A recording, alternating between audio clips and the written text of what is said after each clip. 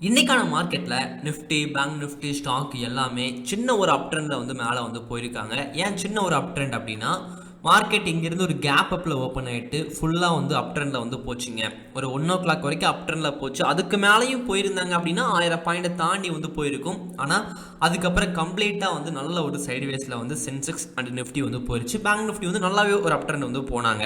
சரிங்களா? ஸோ இந்த மாதிரி போச்சு அப்படின்னா ஆப்ஷன் பையிங்கில் என்ட்ரி கொடுக்குறது கஷ்டம். ஒரு கேப் அப் கொடுத்துருச்சு அப்படின்னாலே ட்ரேடு பண்ணுறது எனக்கு கஷ்டம் தான். லைவ் மார்க்கெட்டில் ஒரு ப்ரீவியஸ் ஹை வந்து ஃபார்ம் ஆகணும், ஒரு ப்ரீவியஸ் லோ வந்து ஃபார்ம் ஆகணும். அதை வந்து பிரேக் அவுட் பண்ணும்போது நம்ம என்ட்ரி வந்து கொடுத்தாக முடியும். அப்படி இன்றைக்கி பார்க்கும்போது ப்ரீவியஸ் ஹை வந்து இந்த இடத்துல தான் ஃபார்ம் ஆச்சு, ப்ரீவியஸ் லோ அதுக்கப்புறம் லாஸ்ட்டில் தான் வந்து ஃபார்ம் ஆச்சு. இது யூஸ் பண்ணி ட்ரேடே வந்து பண்ணியிருக்க முடியாது இந்த இடத்துல. அதுவே இங்கே வந்து பார்க்குறீங்க அப்படின்னா லைவ் மார்க்கெட்டில் லைட்டாக அப்படி கீழே வந்துட்டு இப்படி மேலே வந்து போயிருந்தாங்க அப்படின்னா, ஃபுல்லாக அப் ட்ரெண்டில் போயிருந்தாங்க அப்படின்னா ஈஸியாக என்ட்ரி கொடுத்து லாபம் வந்து பண்ணியிருக்க முடியும். ஆனால் சென்செக்ஸில் அப்படி வந்து பண்ண முடியல. பேங்க் நிஃப்டியில் வந்து பார்க்குறீங்க அப்படின்னா இந்த இடத்துல வந்து இதுலேயும் அதே மாதிரி தாங்க, ஃபுல்லாக வந்து மேலே வந்து வந்துட்டு சைட்வேஸில் வந்து போயிட்டாங்க. ஆனால் நல்ல ஒரு கேப் அப்பில் வந்து மார்க்கெட் வந்து ஓப்பன் ஆனதுனால ஒரு 1000 புள்ளிக்கு மேலே வந்து மார்க்கெட் வந்து போயிருக்கு. இன்றைக்கி ஆப்ஷன் செல்லிங்கில் லாபம் வந்து கிடச்சிச்சு, ஆப்ஷன் பையிங்கில் லாபம் வந்து கிடைக்கல. ஏன் அப்படின்னா ஒரு கேப் அப் கொடுத்துட்டு அப்படியே அப் ட்ரெண்டில் போயிட்டு சைட்வேஸில் வந்து போனதுனால பெருசாக வந்து என்ட்ரி கொடுத்து லாபம் வந்து பண்ண முடியல. ஆப்ஷன் செல்லிங்கில் வந்து எப்படியாச்சும் என்ட்ரி வந்து கொடுத்துடலாங்க டைம் யூஸ் பண்ணி. ஆனால் ஆப்ஷன் பையிங்கில் வந்து பிரேக் அவுட் நடந்தால் மட்டும்தான் நான் என்ட்ரி வந்து கொடுப்பேன். சும்மா வந்து மார்க்கெட் மேலே போகுது கீழே போகுது இந்த மாதிரி என்ட்ரி கொடுக்க மாட்டேன். ஸோ இன்றைக்கி நான் மார்க்கெட் ஒரு கேப் அப் கொடுத்துட்டு போனதுனால இன்றைக்கி இந்த மாதிரி தான் ப்ராஃபிட் வந்து கொடுத்துருக்குது. பட் எந்த பிரச்சனையும் கிடையாதுங்க, இந்த மந்த் நல்லா தான் வந்து போய்கிட்டு இருக்கு. சரிங்களா? இப்போ இந்த இடத்துல ஒரு முக்கியமான ப்ரீவியஸ் ஹை இருந்துச்சு, எல்லாத்துலேயுமே நிஃப்டியில் சென்செக்ஸில் எல்லாத்துலேயும் இருந்துச்சு. அதை வந்து பிரேக் அவுட் வந்து பண்ணியிருக்காங்க. எஸ், ஒன்று பிரேக் அவுட் பண்ணுறதுக்கு முன்னாடி இங்கே ரீட்ரெஸ்மெண்ட் எடுத்துகிட்டு பிரேக் அவுட் பண்ணுவாங்க. நீங்கள் ட்ரேடிங்கில் வந்து அதிக நாட்கள் இருக்கீங்கன்னா உங்களுக்கு தெரிஞ்சிருக்குங்க. இந்த மாதிரி ஒரு முக்கியமான ப்ரீவியஸ் ஹை இருக்குது அப்படின்னா அதை பிரேக் அவுட் பண்ணுறதுக்கு முன்னாடி ரீட்ரெஸ்மெண்ட் எடுத்துகிட்டு பிரேக் அவுட் பண்ணுவாங்க. இல்லை அப்படின்னா பிரேக் அவுட் பண்ணி முடிச்சதுக்கப்புறம் கீழே வந்துட்டு மேலே வந்து போவாங்க. இந்த இடத்துல பிரேக் அவுட் பண்ணுறதுக்கு முன்னாடி ரீட்ரெஸ்மெண்ட் எடுக்கல, மேபி பிரேக் அவுட் பண்ணதுக்கு அப்புறம் கீழே வந்துட்டு கூட மேலே வந்து போகலாம். அதை பற்றி நம்ம பார்க்கலாங்க. அதே மாதிரி நான் ஒரு 5 புத்தகம் எழுதியிருக்கேன். ஷேர் மார்க்கெட்டின் ஆசான் பாகம் 1, பாகம் 2, பாகம் 3 இன்னும் வெளியாகலை, இனிமேல் தான் வெளியாகுது இந்த மந்த்தில்.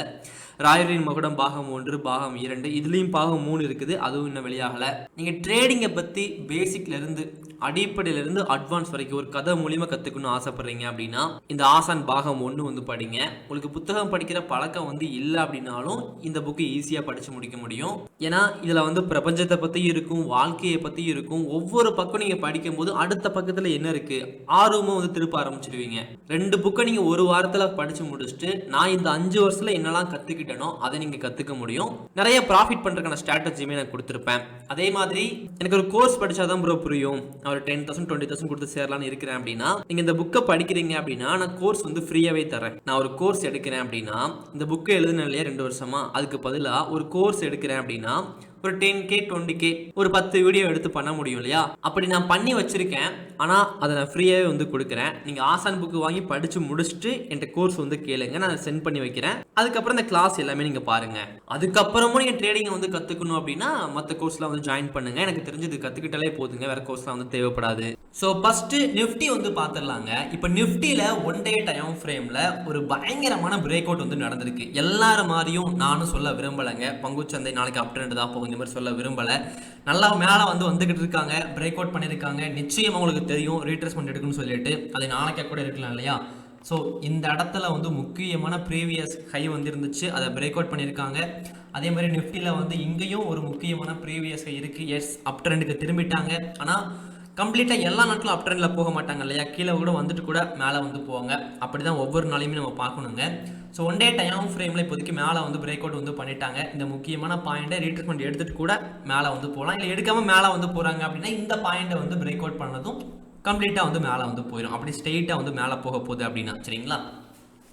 ஸோ 1 டே டைம் ஃப்ரேமில் இந்த மாதிரி நடக்கிறதுக்கான வாய்ப்பு இருக்குது. அதே மாதிரி ப்ரீவியஸ்லோ இப்போதைக்கு தேவையில்லை இல்லையா? ஏன்னா மார்க்கெட் நல்லா வந்து மேலே வந்து போய்கிட்டு இருக்குது. சும்மா நான் வரைஞ்சிக்கிறேன். 1 டே டைம் ஃப்ரேமில் ப்ரீவியஸ் லோ வந்து 23,220. அப்படியே வந்து 1 ஹவர் வந்து நீங்கள் பார்க்குறீங்க அப்படின்னா 1 ஹவரில் முக்கியமானது 24,220ங்க. நாளைக்கு இந்த பாயிண்ட்டை வந்து பிரேக் அவுட் வந்து பண்ணுறாங்க அப்படின்னா மார்க்கெட் மேலே வந்து போகலாம் நிஃப்டி.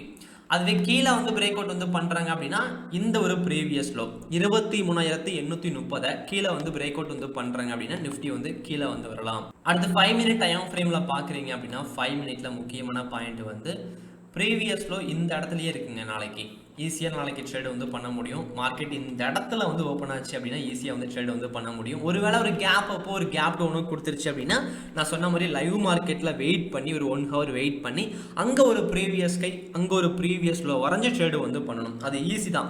அப் ட்ரெண்டாக டவுன் ட்ரெண்ட்னு கண்டுபிடிச்சி அதுக்கேற்ற மாதிரி ப்ரீவியஸ் கை ப்ரீவியஸ் லோ வரைஞ்சி ஒரு நாளைக்கு ஒரு ட்ரேடு வந்து பண்ணாலே போதும். நீங்கள் 100 ட்ரேடு பண்ணுறீங்க அப்படின்னா 70லேருந்து 80க்குள்ளே லாபம் தான் கிடைக்கும். ஓகே, 5 மினிட்ல முக்கியமான பாயிண்ட் 24,220ங்க. இதை வந்து மேலே வந்து பிரேக் அவுட் வந்து பண்ணுறானா நிஃப்டி வந்து மேலே வந்து போகலாம். அதுவே கீழே வந்து பிரேக் அவுட் வந்து பண்ணுறானா 24,000 வந்து கீழே வந்து பிரேக் அவுட் வந்து பண்ணுறாங்க. நிஃப்டி வந்து கீழே வந்து வரலாம். சென்செக்ஸ் வந்து பார்க்குறீங்க அப்படின்னா 1 டே டைம் ஃப்ரேமில் முக்கியமானது வந்து இந்த ஒரு ப்ரீவியஸ் கை அதை பிரேக் அவுட் வந்து பண்ணிட்டாங்க. எஸ், நல்ல ஒரு பிரேக் அவுட்டு தாங்க. ஸோ நாளைக்கு ஒரு வேளை இந்த இடத்துல வந்து ரீட்ரெஸ்மெண்ட் எடுத்துகிட்டு கூட மேலே வந்து போகலாம். அப்படி எடுக்காமல் போகுது அப்படின்னா இந்த பாயிண்ட்டை வந்து பிரேக் அவுட் வந்து பண்ணதும் நம்ம என்ட்ரி கொடுக்க ஆரம்பிச்சிடலாம் மேலே. சரிங்களா? ஓகே, 1 ஹவரில் வந்து பார்க்குறீங்க அப்படின்னா 1 ஹவரில் முக்கியமான ப்ரீவியஸ் கை நிஃப்டியில் எப்படிங்க இருந்துச்சு?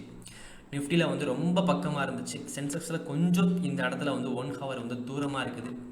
எஸ், கண்டிப்பாக 1 ஹவரில் தூரமாக தான் இருக்குது.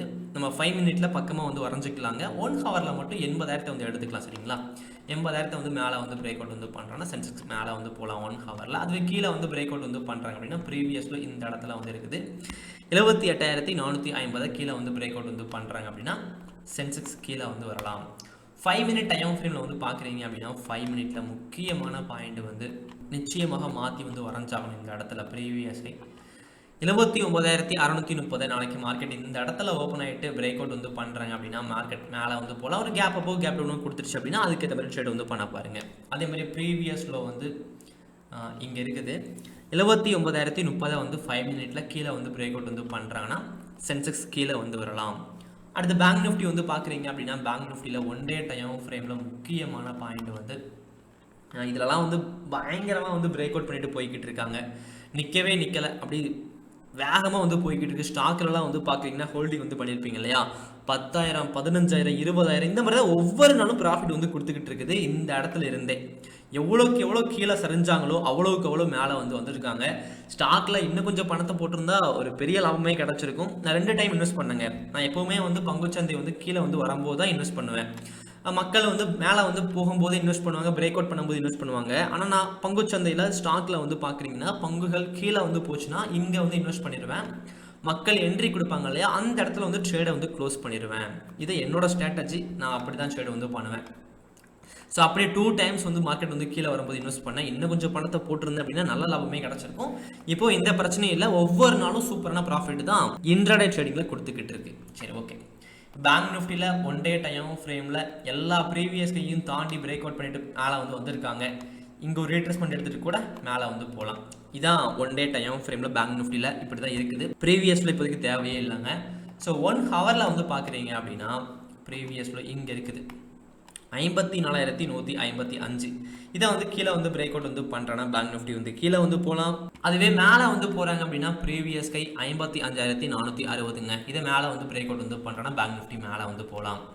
5 மினிட்ல பார்க்குறீங்க அப்படின்னா 5 மினிட்ல சேம் பாயிண்ட் தான். 55,460 வந்து மேலே வந்து பிரேக் அவுட் வந்து பண்ணுறாங்கன்னா பேங்க் நிஃப்டி மேலே வந்து போகலாம். அதுவே கீழே வந்து பிரேக் அவுட் வந்து பண்ணுறாங்க அப்படின்னா 55,060 வந்து கீழே வந்து பிரேக் அவுட் வந்து பண்ணும்போது பேங்க் நிஃப்டி கீழே வந்து வரலாம். ரொம்ப ரொம்ப கவனமாக சேஃபாக இருந்து ட்ரேட் வந்து பண்ணுங்கள். உங்களுடைய பணத்துக்கு நீங்கள் தாங்க பொறுப்பு. பங்குச்சந்தை மேலே கோவப்பட்டோ கத்தியோ எமோஷனல் ட்ரேடு பண்ணியோ எந்த ஒரு பிரயோஜனமும் கிடையாது. அப்படி ட்ரேடு வந்து பண்ணுறீங்கன்னா உங்களுக்கு தான் லாஸ். அது லாஸ்ன்னு சொல்லி யாருக்குமே வந்து தெரியாது. ஸோ உங்களுக்கு மட்டும்தான் தெரிய போகுது. அதனால் ரொம்ப ரொம்ப கவனமாக சேஃபாக கொஞ்சம் பொறுப்பு எடுத்துக்கிட்டு நல்லா ட்ரேடிங்கை பற்றி கற்றுக்கிட்டு அதுக்கப்புறம் அந்த ட்ரேடு வந்து பண்ணுங்கள். நிச்சயமாக பங்குச்சந்தையில் லாபம் வந்து பண்ண முடியும். ஆனால் ரொம்ப ரொம்ப டிசிப்ளினாக ட்ரேடு வந்து பண்ணணும். அந்த டிசிப்ளின் இல்லை அப்படின்னா பங்குச்சந்தையே ஒரு ஆசிரியராக மாறி உங்களுக்கு வந்து பாடம் எடுக்க ஆரம்பிச்சிடும். எனக்குலாம் அப்படி தான் ரொம்ப வருஷமாக எடுத்து நான் ப்ராஃபிட்டுக்கு வந்து வந்திருக்கேன். ஸோ நிச்சயமாக நீங்களும் ஒரு நாள் ப்ராஃபிட் வந்து பண்ணுவீங்க. நல்லபடியாக ட்ரேடிங் வந்து கற்றுக்கிட்டு அதுக்கப்புறம் ட்ரேடு வந்து பண்ணுங்கள். அடுத்த வீடியோவில் பார்க்கலாம். தேங்க்யூ.